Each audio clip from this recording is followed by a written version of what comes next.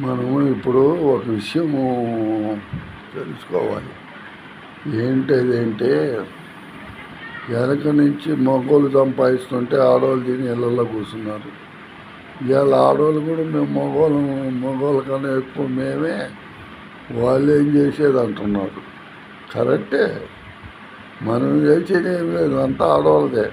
ఇప్పుడు ఆడది అవ్వలా అన్నారు. ఎక్కడ ఎదురు తిరిగితే చెక్తే, కానీ అబ్బలు అన్నారు అక్కడ.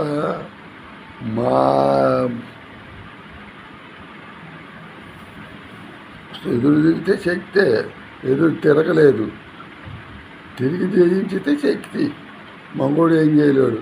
ఇప్పుడు చూస్తుంది, శృంగారం చేస్తారు, పొదుగులు ఎంతసేపు చేస్తాడు మగవాడు. ఆడ ఎంతమందినైనా బరాయిచ్చు, మగవాడు బరాయిస్తుడా?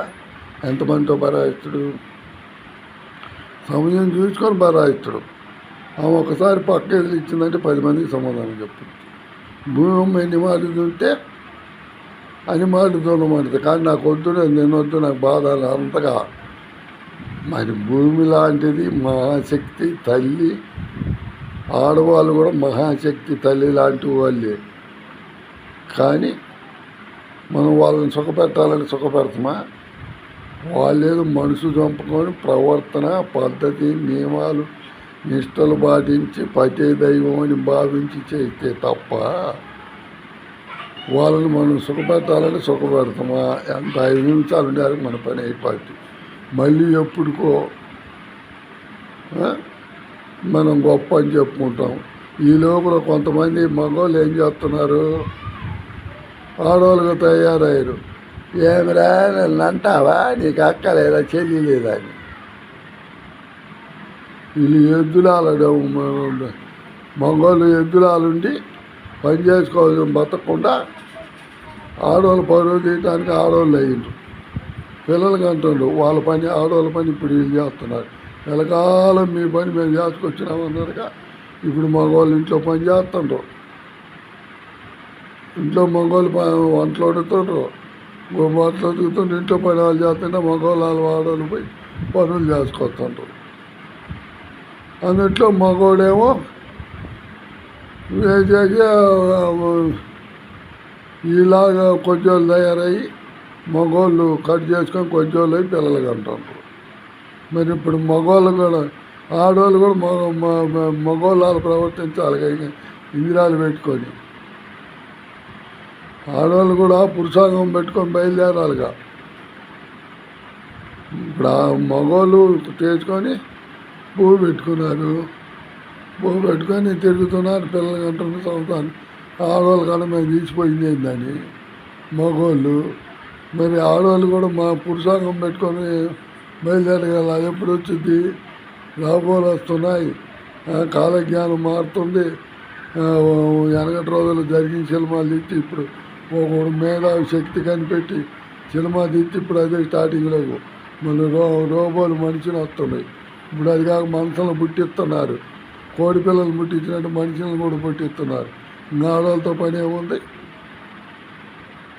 ఆడవాళ్ళతో పని లేదు కదా. మనుషులను తయారు చేస్తున్నారు కోడి పిల్లలు చేసినట్టు. ఇవన్నీ చేసుకోండి, ఎన్ని చేసుకున్నా పోయేది ఎవరు కనుక్కోలేరుగా. ఎవరు కనుక్కోండి, పోయేటప్పుడు ఆపగలుగుంటారా? అదే నేను అది కూడా లేకపోతే నన్ను అలివి కాదు, మీరు నాకు అలివి కాదు. అదే నేను. మీరు ఎన్నేం చేసుకోండి, సైన్స్ పెరిగించుకుంటా రండి. నా దగ్గరికి వస్తే అప్పుడు చెబుతా. అదే నేను, ఆ పోయేదే నేను. ఎప్పుడు పోతానో నాకే తెలియదు. ఆ పోయేదే నేను, జీవాత్మ. దాన్ని పట్టుకోవాల్సిన తరం ఎవరి కాదు. మీరు జీవాత్మను మళ్ళీ పుట్టించుకుంటారు, కరెంటు లోపల రూపాయలు పెంచుకుంటారు, కరెంటు మంత్రం పోయి ఆక్సిజన్ కట్టి భూమిలోకి పోతారు, చంద్రమండలం కూడా రావచ్చు.